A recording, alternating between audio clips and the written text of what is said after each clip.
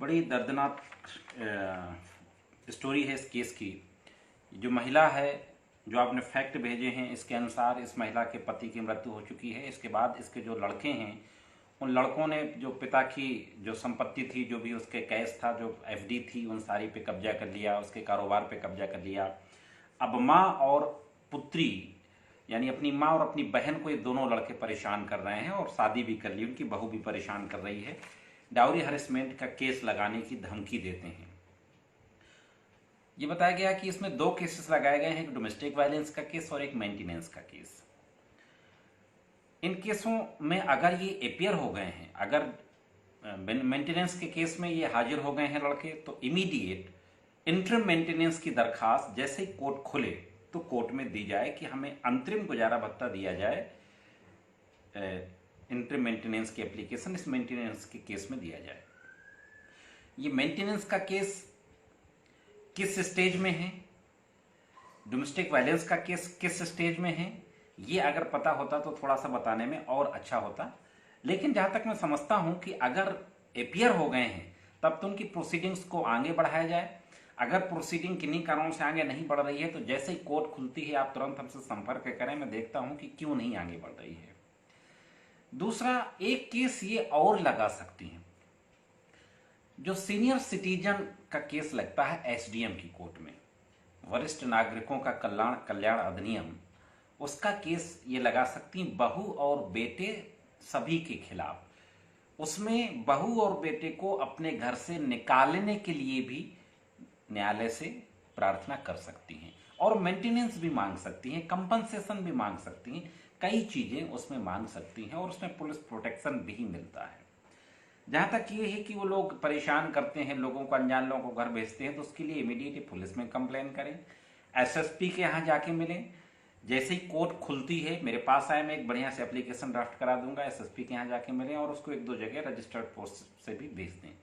जब तक ये लॉकडाउन चल रहा है, जब तक ऑनलाइन के माध्यमों का इस्तेमाल करते हुए इसको इस तरीके के एप्लीकेशन को भेजा जा सकता है। कोर्ट की प्रोसीडिंग्स को आगे बढ़ाने के लिए ये जरूरी है कि ये पता चले कि किस कोर्ट में केस है। अगर कोर्ट डेलिबरेटली कायदे से काम नहीं कर रही है तो उस कोर्ट को ट्रांसफर कराने के लिए भी सीएमएम की कोर्ट में दरखास्त दी जा सकती है। फैमिली कोर्ट भी अब 1 से ज्यादा कई हो गई हैं, 5-6 फैमिली कोर्ट हो गई हैं। फैमिली कोर्टें काम कर रही हैं। अगर हाजिर नहीं हुआ है तो जल्दी से जल्दी नोटिसें भिजवाई जाएं। अगर हाजिर हो गए हैं लड़के तो उसमें तुरंत अंतरिम गुजारे भत्ते की दरखास्त दी जाए। तो ये थी इन दोनों इस केस के बारे में जो एक लीगल ओपिनियन थी। मेरी जो भी मदद की जरूरत होगी कोर्ट खुलने के बाद मैं हमेशा आप लोगों के लिए तैयार हूं। और मेरी आप सभी लोगों को सखी केंद्र की जितनी भी वॉलंटियर्स हैं, पुष्पा जी, अर्चना जी, और सखी केंद्र की जो हमारी सर्वे सर्वा हमारी बड़ी बहन नीलम दीदी जी, आप सभी लोगों को इस ऑनलाइन वीमेंस कोर्ट के लिए ढेर सारी बधाई। हम उम्मीद करते हैं कि एक सफलता पूर्वक आपने ऑनलाइन वीमेंस कोर्ट का ऑर्गेनाइजेशन किया होगा। निश्चित रूप से आपके सारे कार्यक्रमों की तरह यह भी सफल रहा होगा। आप सभी को बहुत बहुत शुक्रिया।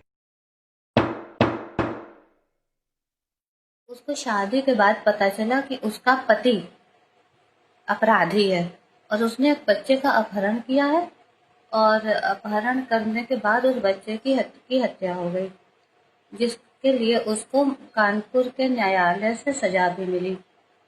उसको न्यायालय ने सजा सुनाई और वो सजा काट के लौटा है। अपनी शादी को बचाने के लिए उसने पूरी कोशिश करी कि उसका घर ना उजड़े, लेकिन क्योंकि उसका पति बेरोजगार था तो उसको बहुत सारी समस्याओं का सामना करना पड़ा। मारपीट, लड़ाई झगड़ा और घर का सारा दहेज सामान सब वो बेचने लगा। इसी बीच में उसके बच्चे भी हो गए। घरेलू उत्पीड़न से तंग आकर उसने अलग मकान ले लिया और वहां अपने बच्चों को पालने लगी और रहने लगी और गुजारा करने लगी। लेकिन वो वहां भी जाकर उससे लड़ाई झगड़ा करने लगा।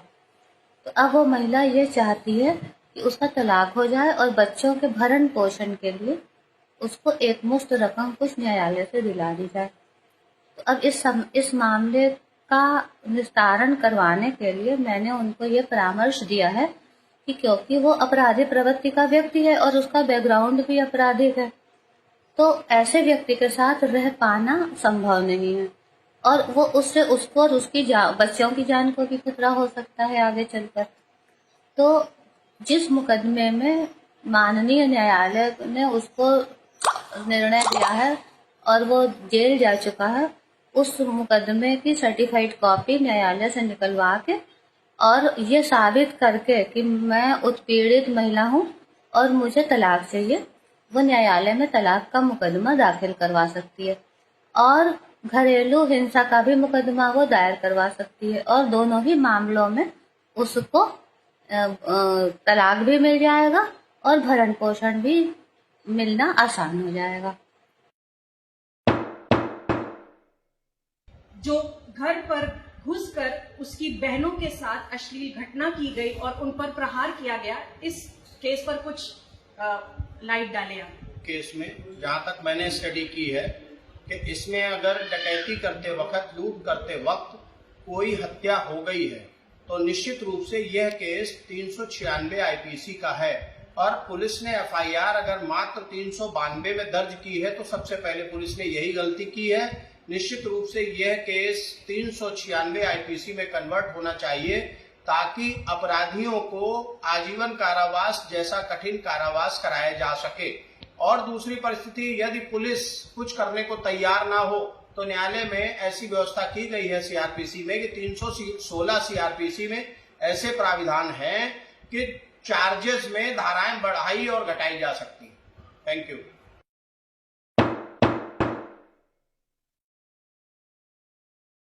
एक केस श्रीमती रश्मि का है। इनकी शादी 8 जून 2014 में हुई थी।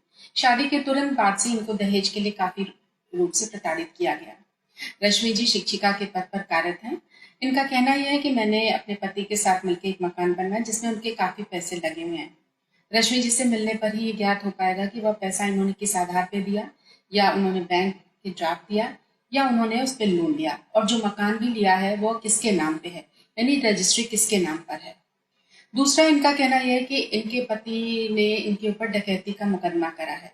ये इसके बारे में भी रश्मि जी, आपको डकैती का जो मुकदमा करा है न्यायालय खुलने पर ही पता चल पाएगा जब मैं आपकी पत्रावली देखूंगी किस आधार पे करा है, फर्जी आधार पे करा, क्योंकि डकैती के इंडियन पेनल कोड के हिसाब से कई नॉर्म्स होते हैं, कई लोग मिलकर डकैती करते हैं।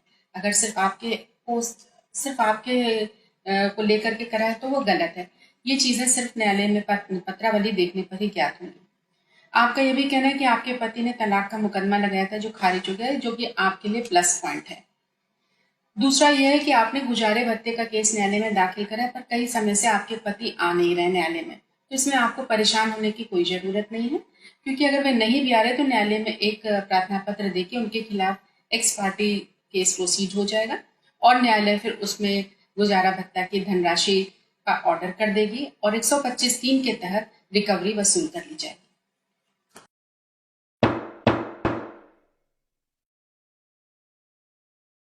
दूसरा केस जो मुझे सखी केंद्र द्वारा दिया गया सोनी यादव जी का है। ये भी काफी दहेज के लिए इनको प्रताड़ित किया जा चुका है। इनके पति HAL में नौकरी करते हैं जिसमें 40,000 रुपए इनके पति को सैलरी मिलती है। इन्होंने भी गुजारे भत्ते का केस कराया न्यायालय में, पर इनको अभी तक कोई उसमें सक्सेस नहीं मिली हुई है और उनके पति भी उसमें केस में नहीं आ रहे हैं। तो मेरा सोनी यादव जी से भी कहना है कि आप परेशान ना हो, न्यायालय आपको पूरी जस्टिस देगा। आप अपने पति की जो 40,000 रुपए की सैलरी है उसकी पे स्लिप न्यायालय में दाखिल करें और न्यायालय उस आधार पर डायरेक्ट HAL को आदेशित करेगी कि वे आपके खाते में भरण पोषण की धनराशि जमा कराएं। इसलिए मैं सोनी जी और रश्मि जी दोनों को कहूंगी कि आप बिल्कुल परेशान ना हो। एक बार न्यायालय खुलेगा, आपसे मेरी मुलाकात होगी, मैं आपको सारी राय दूंगी और आपको जस्टिस मिलेगा। धन्यवाद। जैसा कि मैंने इसका परिशीलन किया, उसके अनुसार विवेचक ने 2 अभियुक्तों के नाम निकाल दिए हैं और सास ससुर जमानत पे हैं, पति अभी जेल में है। इसमें मोटा मोटा मैं ये कहना चाहूंगा कि जो ये वादी मुकदमा है, इनको यहाँ पे पैरवी में आने में मुकदमे की धमकी दी जाती है, उसके लिए ये पुलिस के उच्च अधिकारियों को मैं शपथ पत्र के प्रार्थना पत्र दें और संबंधित व्यक्तियों के नाम उसमें उजागर करें जो इन्हें धमकियां देते हैं और किस प्रकार की धमकियां देते हैं, पहली बात। दूसरी बात, कि 319 सीआरपीसी के तहत ये संबंधित न्यायालय में उन व्यक्तियों का जिनको ये कह रहे हैं कि इनका नाम निकाल दिया गया है विवेचना से, जिनको इन्होंने मुकदमे में एफआईआर में पंजीकृत किया था, उनका तलबी के लिए पुनः तलबी के लिए उनका मैं साक्ष्य और शपथ पत्र के प्रार्थना पत्र संबंधित न्यायालय को दें, और जो मृतका के सास और ससुर जमानत पर इस टाइम है वर्तमान समय में, उनकी जमानत कैंसिलेशन के लिए भी संबंधित न्यायालय को प्रार्थना पत्र दे। इनकी आर्थिक स्थिति ज्यादा अच्छी नहीं है, जैसा कि मुझे इसमें अवगत कराया गया है। उसके लिए जिला विधिक सेवा प्राधिकरण कानपुर नगर में है, और वहां से बिना किसी फीस और बिना किसी पैसे के मुफ्त में अधिवक्ता ऐसे निरीह गरीब लाचार लोगों के लिए मुहैया कराए जाते हैं। उसके लिए केवल इन्हें सिंपल एक प्रार्थना पत्र संबंधित जिला विधिक सेवा प्राधिकरण के कार्यालय में पहुंच करके देना होगा, और वहां से पैनल में इनको अधिवक्ता मिल जाएंगे। वो इनके मुकदमे की ठीक उसी तरह पैरवी करेंगे जैसा ये अपना प्राइवेट अधिवक्ता पैसा दे करके खड़ा करते हैं। केस नंबर 2, ऑनलाइन कोर्ट में सखी केन द्वारा जो मुझे दूसरा केस दिया गया है वो एक जमीन से संबंधित है, किसी दलित महिला का है, और इसमें इनका मुकदमा सिविल जज जूनियर सीनियर डिवीजन के यहाँ विचाराधीन है। दौरान मुकदमा इनके 2 बेटों की हत्या हो गई और इनके पति भी खत्म हो गए, ऐसा मुझे समरी में केस की बताया गया है। उसके लिए सीधा सा उपचार यही है कि अगर सिविल उपचार की बात करें तो जो इनका मुकदमा विचाराधीन है उसमें आदेश 39 नियम 123 सपठित धारा 151 सीपीसी की प्रार्थना पत्र में शपथ पत्र के जो वर्तमान समय में इनके साथ परिस्थितियां घटित हुई हैं, इनके बेटों का गायब होना, पति की मृत्यु होना, इस सब के साक्ष्य लगाते हुए जो प्रार्थना पत्र वगैरह इन्होंने दिया है, और निषेधाज्ञा के लिए माननीय न्यायालय से प्रार्थना पत्र दे और प्रेयर करें। वहां से अगर इनको निषेधाज्ञा मिल जाती है तो जो कथित भूमाफिया हैं, इनकी जमीन पे कब्जा करना चाहते हैं, उनके लिए एक प्रतिबंध हो जाएगा। दूसरा उपचार आईपीसी के तहत है।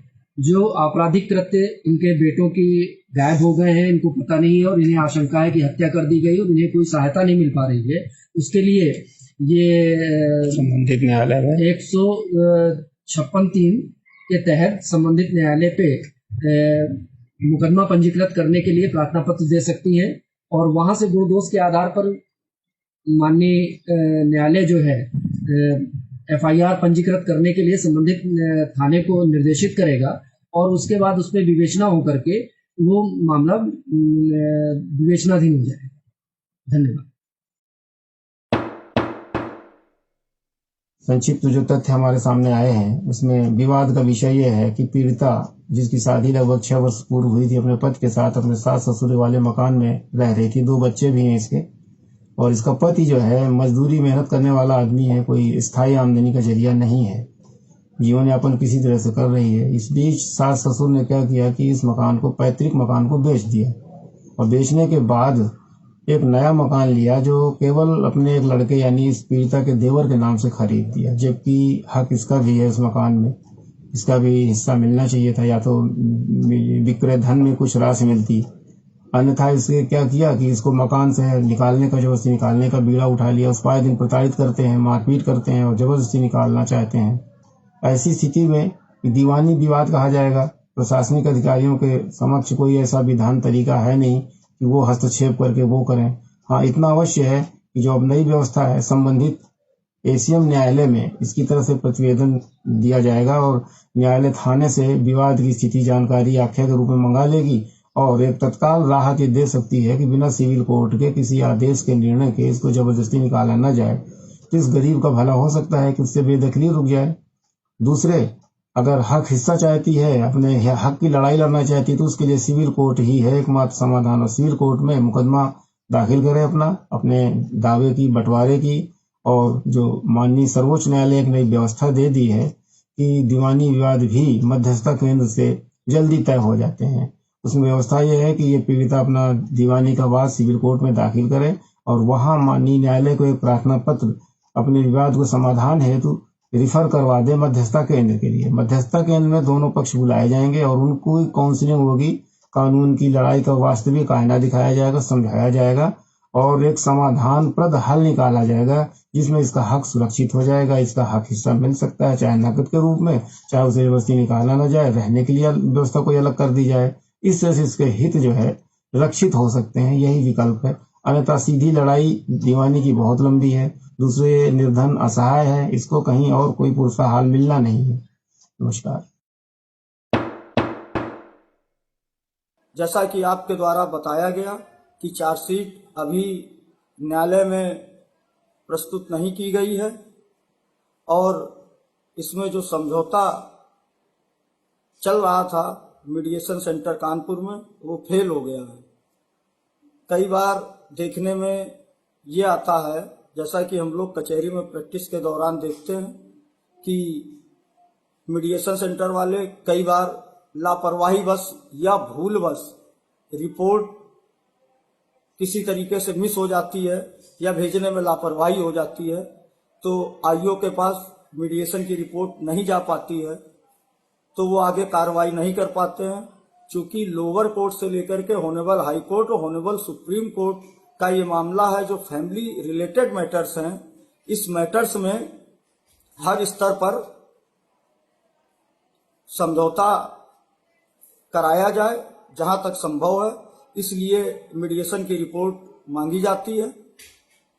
तो ये मीडिएशन की रिपोर्ट न्यायालय खुलने पर आप मीडिएशन सेंटर जा करके पता लगा सकते हैं, आई है, भेजी गई है उनके द्वारा रिपोर्ट या नहीं भेजी गई है।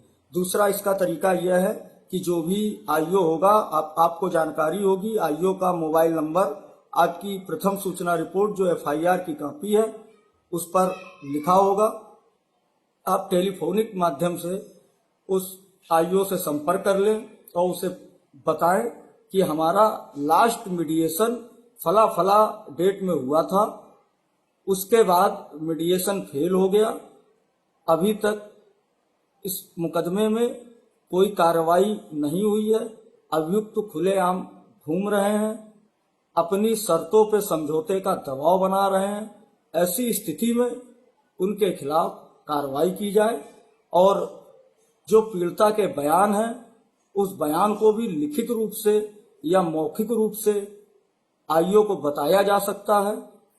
आईओ पीड़िता के बयान पेन डाउन करेगा और पेन डाउन करने के बाद जो केस डायरी होती है, जो उनका प्रोसेस है पुलिस का, उसमें वो आपके बयान लिख करके चार्जशीट तैयार करेंगे और चार्जशीट न्यायालय में भेजेंगे। इन मामलों में कई बार ये होता है, अक्सर देखने में आया है कि जब एक ही परिवार के कई लोग मुलजिम होते हैं तो पुलिस का ये प्रयास रहता है कि अन्य अभियुक्तों के नाम हटा दिए जाएं और उन लोगों से मोटी रकम वसूल कर ली जाए। ऐसा अक्सर होता रहता है, इसलिए इस पे नजर रखने की जरूरत है। कहीं ऐसा तो नहीं है कि अभियुक्त जो सह अभियुक्त है, जिसमें सास है या ससुर या देवर या जेठ जो भी हो सकते हैं, उनके नाम आईओ अपने स्तर से हटा देते हैं और पैसा ले लेते हैं। इस पे नजर रखिए आप। अगर ये जो को रिलेटिव्स हैं, इन्होंने पीड़िता के साथ में अभद्रता की है, डावरी की मांग की है, घरेलू हिंसा कारित की है, तो उसको आप ऑन एफिडेविट आप दे सकते हैं। एफिडेविट को लिख करके कि फला फला व्यक्ति ने फला फला डेट में मुझे मारा, पीटा, गाली गलौज की, मुझसे डावरी की या मोटरसाइकिल की या कार की जो भी आपसे डिमांड की गई है, उसको आप शपथ पत्र पर लिखेंगे कि फला फला व्यक्ति द्वारा, आमुक व्यक्ति द्वारा फला डेट में या फला समय मुझसे दहेज मांगा गया, न देने की स्थिति में मुझे मारा गया, मुझे पीटा गया, मुझे गाली गलौज दी गई। और ये शपथ पत्र आप व्यक्तिगत रूप से एसएसपी साहब के कार्यालय में उपस्थित होकर के या डाक के माध्यम से आप बाई पोस्ट एसएसपी को भेज सकते हैं। चूंकि शपथ पत्र में आप सबसे ऊपर मुकदमा अपराध संख्या, अभियुक्तों का नाम, धारा, थाना लिखेंगे तो एसएसपी के माध्यम से आपका वो शपथ पत्र संबंधित थाने भेज दिया जाएगा, जो इन्वेस्टिगेशन का विषय होगा, और आईओ आपके शपथ पत्र को उस चार्जशीट में सबमिट करेगा। दूसरी चीज आपने बताई कि जो घरेलू हिंसा का मुकदमा चल रहा है उसमें केवल तारीखें लग रही हैं। ये तो पत्रावली को देखने से ही पता चलेगा कि तारीखें क्यों पड़ रही हैं, लेकिन इसके बावजूद मैं आपको अवगत कराना चाहूंगा कि घरेलू हिंसा की धारा 23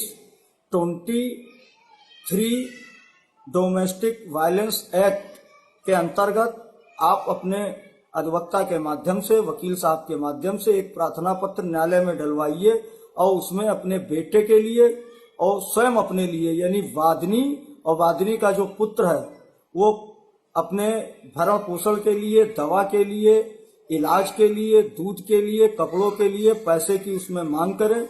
तो मैं समझता हूं इस प्रार्थना पत्र पर सुनवाई होगी और कम से कम 4 से 5 हजार रुपए न्यायालय जरूर बांध देगा, जो उन्हें विपक्षी गणों को प्रतिमाह अदा करना पड़ेगा, पीड़िता को, पीड़िता के बेटे को। तीसरी चीज इसमें जो है, आपने ये नहीं बताया कि इसमें 125 CRPC यानी जो भरण पोषण का मुकदमा वो चल रहा है नहीं या नहीं चल रहा। यदि नहीं चल रहा है तो इसको आप तत्काल जब भी न्यायालय खुले आप 125 का मुकदमा जरूर डाल दीजिएगा। 125 का मुकदमा फैमिली कोर्ट में चलता है, पारिवारिक न्यायालय में भरण पोषण का मुकदमा चलता है, उसमें भी त्वरित कार्रवाई होती है। त्वरित कार्रवाई होगी तो कुछ ना कुछ रुपया उसमें भी बन जाएगा। ये हमारी इस तरीके की जो एडवाइस है, इसे आप 125 के मुकदमे में थोड़ा सा गंभीरता से लीजिएगा। नमस्कार दोस्तों, तो ये था हमारा ऑनलाइन वुमेन्स कोर्ट का पार्ट 2। हमारे पास 77 केसेस आए थे, जिनमें से कुछ केस हमने चिन्हित किए हैं। इनमें दी गई सलाह इनसे मिलते जुलते सारे केसेस में काम आएगी। यदि आपकी कोई सलाह या सवाल है तो हमारी टीम से संपर्क कर सकते हैं।